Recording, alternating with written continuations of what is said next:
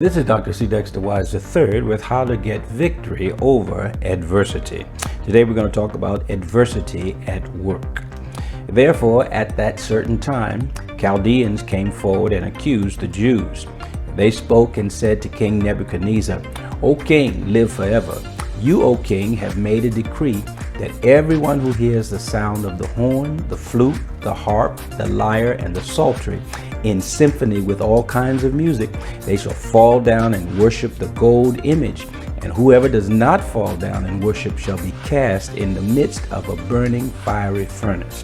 Well, there are certain Jews whom you have set over the affairs of the province of Babylon, Shadrach, Meshach, and Abednego.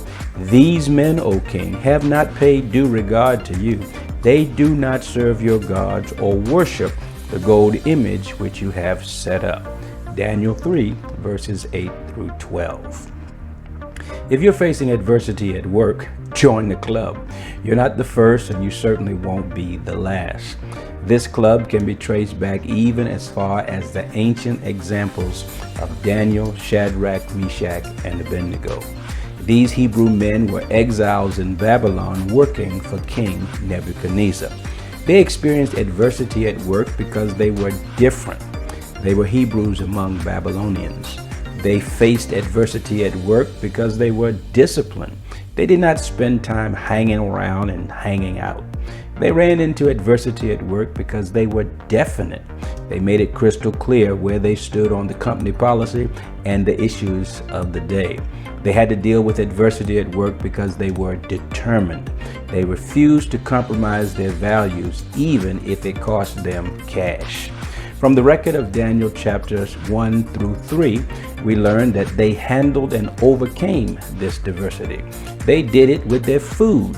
They watched the physical and spiritual food that they allowed to enter their bodies and their mind at work. They kept their focus. They did not get caught up in the politics and party of corporate Babylon, and they did not get mixed up in company gossip.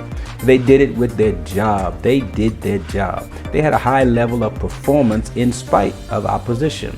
Their work and the results that they had were far better than their co-workers. And then, of course, they had faith.